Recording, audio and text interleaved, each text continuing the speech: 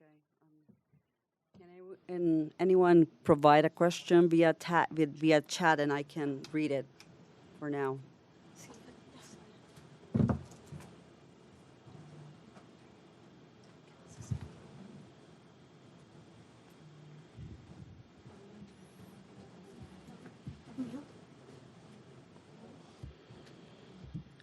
Should I go ahead and read it? And I'm not sure who this question was from, but let me read the question. So the question is, do you expect to eventually get 50% plus majority support, and how important is that for plan confirmation? We certainly hope that we'll get more than 50% of all bondholders, but that's not what confirmation is based on. Confirmation is not based on all of the creditors and what percentage of them support. It's based on the individual classes of creditors and whether or not each individual class supports. And under bankruptcy law, to confirm a plan, at least one so-called impaired consenting class needs to vote yes. So one class that's not being paid in full needs to vote yes. And what voting yes means is 2/3 of the amount of creditor of the value in that class has to vote yes, and it turns out a majority of the creditors also have to vote yes. We already have a number of classes that satisfy that requirement. So the fuel line lenders have agreed to approve the plan. They're in a separate class. There's a group of bondholders that agreed to the previous plan, and they are going to receive the same treatment that they were promised in the previous plan. So they're an impaired consenting class. National is, I believe, an impaired consenting class, and there's one other small impaired consenting class as well. So technically, we already are sure that we'll have more than one impaired consenting class. We still would like the plan to be as consensual as possible. So we're hopeful that most creditors will in the end agree, but we already have impaired and consenting classes, so we're on track. I believe, towards confirmation. Next question, Oscar, can you hear us now? I'm just finishing writing a question, just so I don't have any problems, okay? I will send in a couple of seconds my question through the chat. Thank you. Okay. So, okay, I will read Michelle Kasky. That's the one you read, David? Was that Michelle's? I didn't have a name attached to it. Yeah, okay. that was Michelle's. Yeah. You're ready, Breda. Ready? Okay. So another question is, it sounds like the FOMB is done with restructuring. Is debt restructuring off the table for the University of Puerto Rico? This question is by John Marino of Reorg. So the issue with UPR right now is, one, is they're not currently in a Title III proceeding, although they are a covered entity. Most of the issues with UPR are related to, they're not related to their debt. They have pension reform issues, and they have a pension that's underfunded. They also have management issues and related to their cost structure and overall fiscal issues. These are things that we are working on with the university and the government presently. Again, in this year's budget, we increased the government subsidy for the university by 20%, over $100 million. But none of that funding can be spent until we have an agreed to plan on how you're going to invest those dollars to both efficiently, because it can't be used on the same things that got you to the condition that they're at. And moreover, we want to make sure that those dollars are used to improve academic excellence gets spent in the classrooms, gets used to reposition the university for the future, both on the economic side, but also on the academic side. As I mentioned in my remarks earlier, we currently have a stakeholder group that's working very closely with the head of UPR, as well as the governing board, as well as the government. All have spent a lot of time on working on the efforts to both not only provide funding, but also make sure that those funding dollars are spent according to a plan that we all agree on. The goal would be that after the stakeholder group continues meeting through November, that there are initiatives and a plan there that can be adopted by the university and the governing board, included in their fiscal plan, so that they would not have to go into Title III, and there's an alternate path forward. So that is where we are with the university at this point. Okay. Question from Oscar. It seems the revitalization coordinator will be taking a larger role than outlined in Promesa. Insofar, he's not being limited to critical project management. Are you banking on recent legal decisions that seems to confirm the board's capacity to control elements of the Puerto Rican economy beyond government budget? Can you repeat that question again? He mentioned that the role of the revitalization coordinator is larger than is outlined in Promesa. Insofar, he is not being limited to critical project management. So the question is, are you banking on recent legal decisions that seem to confirm the board's capacity to control elements of the Puerto Rican economy beyond government budget? Well, the revitalization coordinator has specific roles in relation to in Title V, in relation to permitting, in relation to expediting the critical infrastructure projects, right, and other duties, right, that they can do. One of the criticisms that people have raised from time to time is that the board has not been as proactive as they should be on the economic development side. I think that's a false criticism in the sense that you have to get the restructuring and the debt restructuring done. You can't decide where to spend and make investments until you know actually how much money you actually have. Now that most of the bankruptcies, with the exception of PREPA, are underway, again, as we said, the shift now is towards fiscal responsibility, and then you have to make sure that the economy is growing to support the budget and the essential services and the spending that you need. The revitalization coordinator, Jose Ramon, has a unique skill set in relation to his experience with regard to economic development and other aspects of expertise on how do you grow the economy, what he can bring to that. We're not doing anything unilaterally here. As you know, the revitalization coordinator is actually a recommendation of the board, but actually appointed by the governor. The selection is appointed by the governor. So we're going to be working with the government to ensure that both the infrastructure projects move forward. The ease of doing business portfolio and initiative is something that the board has been working on for years. The permitting processing and those improvements are something that the board has been working on.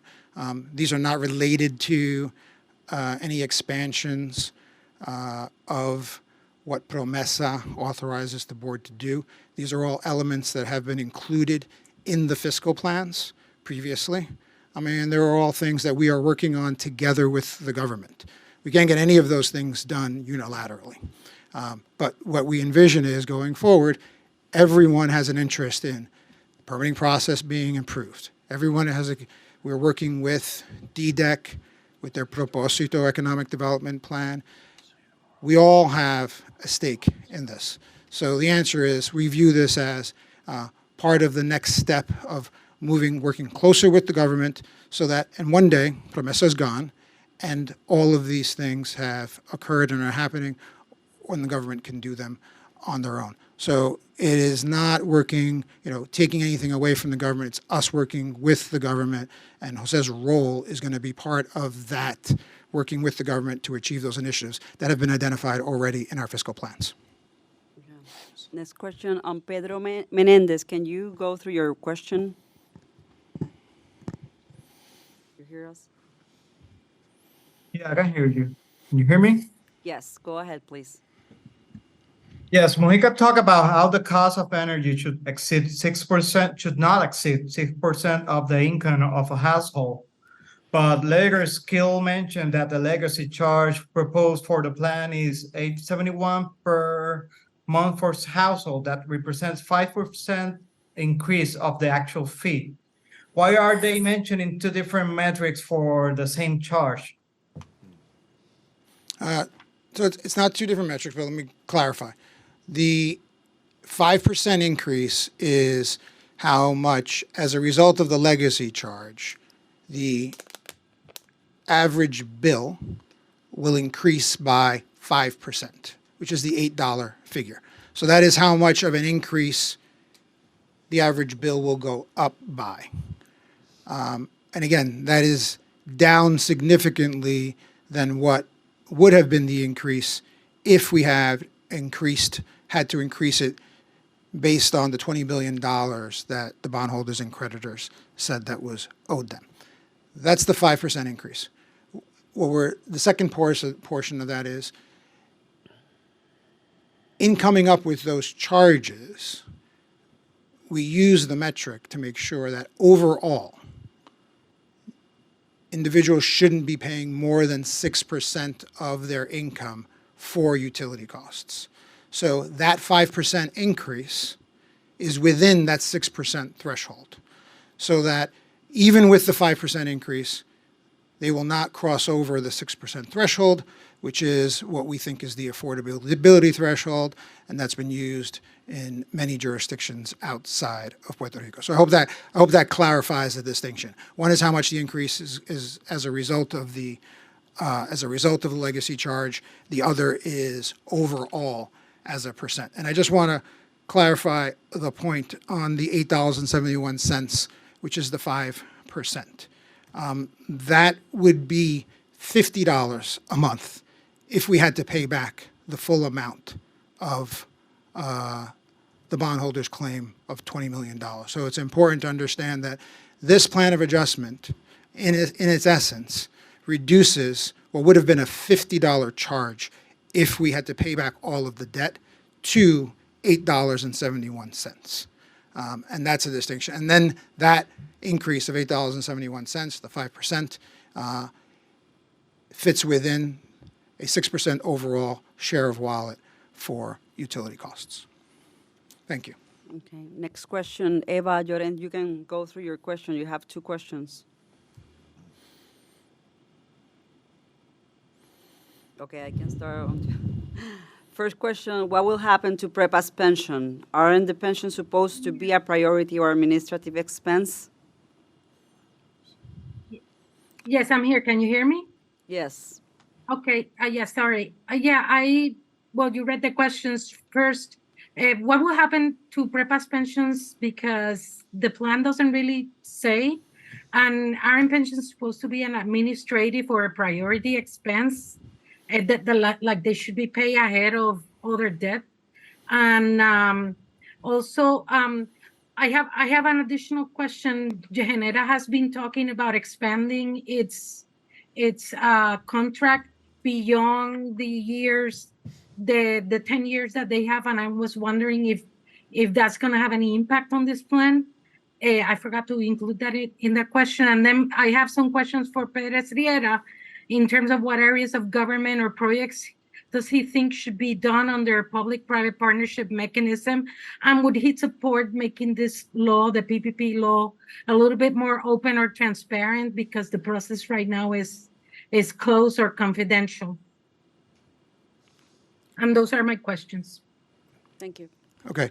On the pension issue, the answer is that we will be treating pensions like operating expenses. That is the way the plan is structured right now. They will be, in the end, the proposal is that they would be treated similarly to the Commonwealth's pension plans. So we expect that as part of the plan to protect the pensions and make sure that those payments are made. We have to deal with making sure that payments are made while the plan of adjustment is still in the confirmation process. But overall, they will be treated the same way as the Commonwealth pensioners were treated. That is how the pension costs are treated under the plan of adjustment.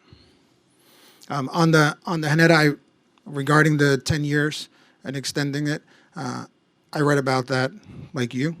And so I don't know any more about any projection, any expectation to extend it beyond 10 years.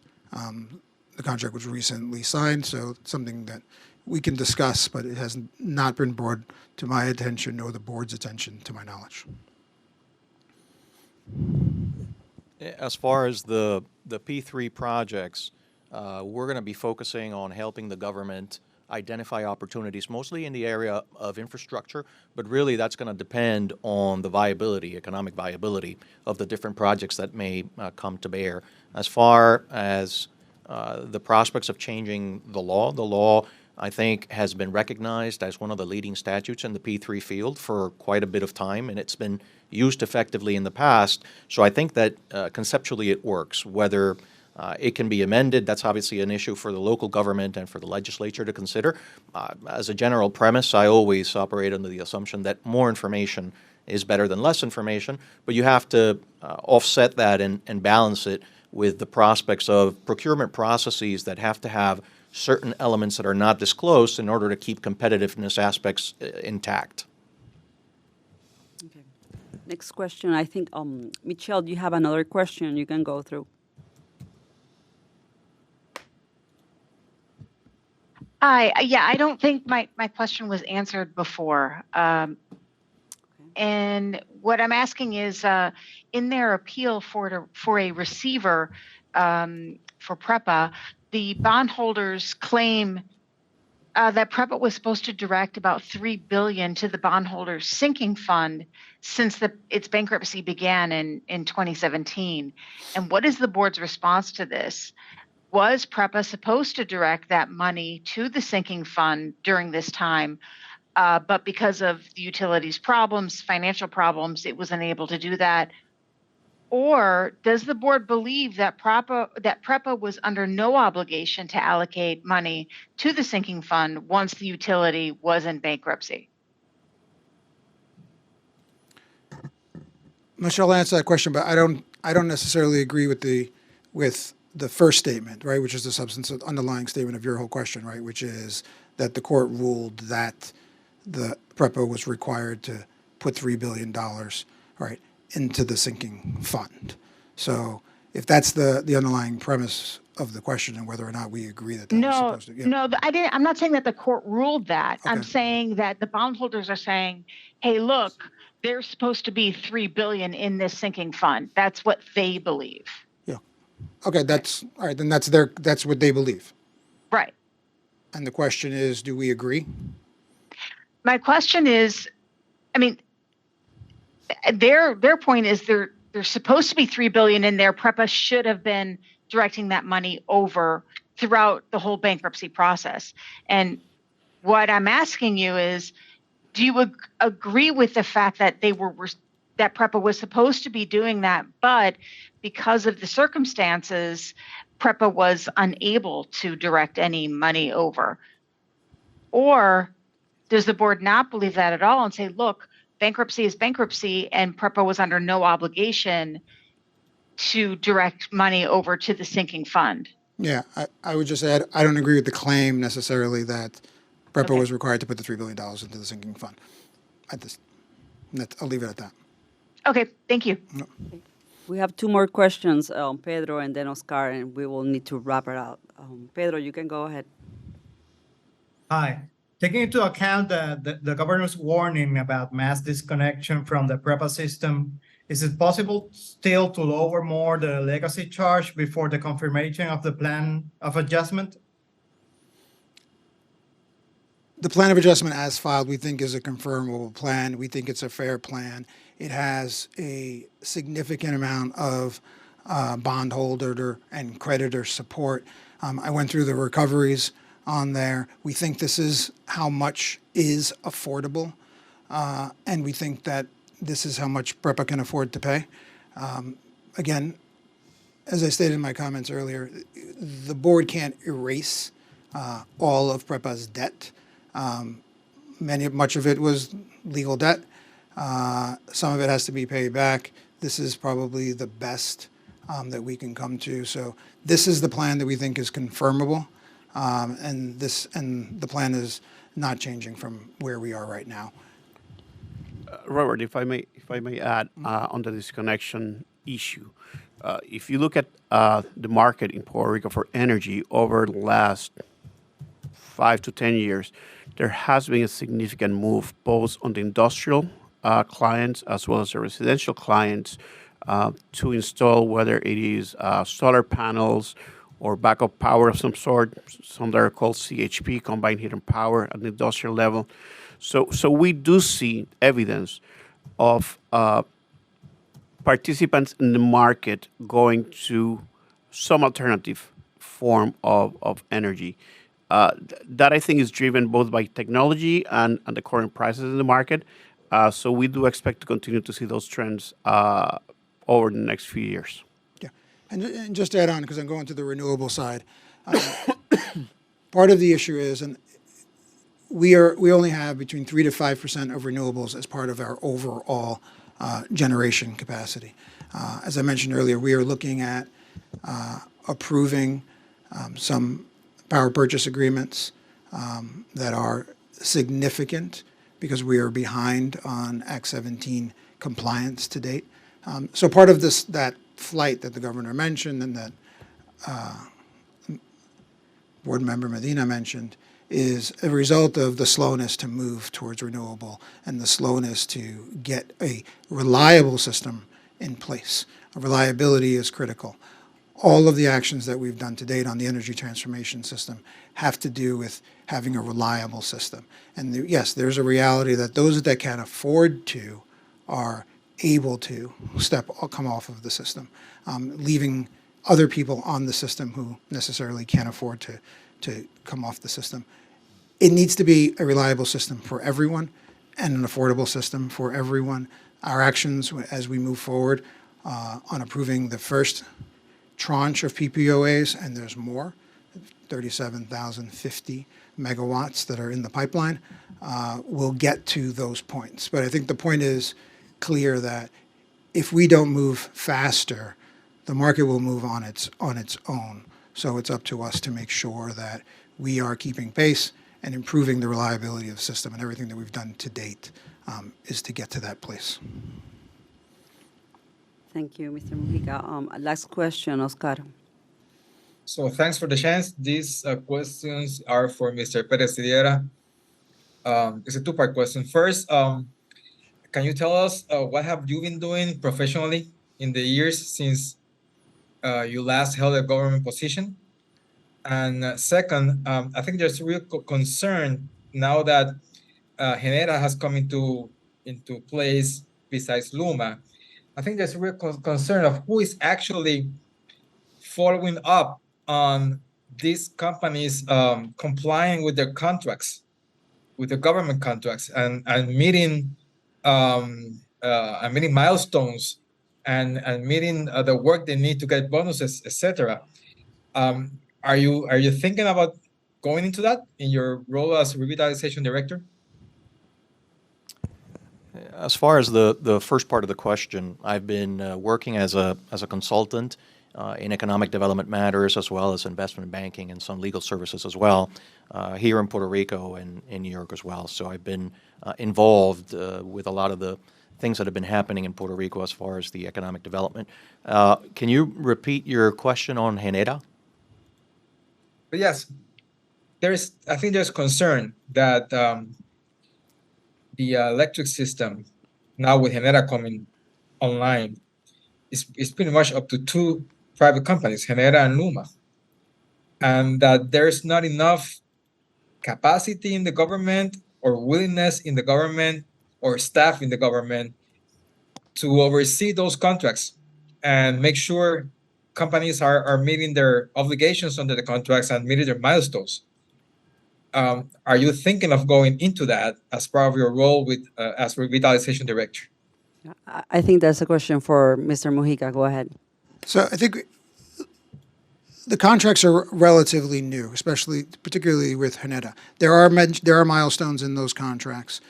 We now have PREB in place to enforce those milestones, and the government as well. I don't think it's the case that there's not the ability to enforce the milestones at this point. It is something that we are going to look at. Obviously, these changes are part of the PREPA fiscal plan, and some of the things that we have done are all part of the PREPA fiscal plan. We will enforce the fiscal plan and the requirements that are in the fiscal plan.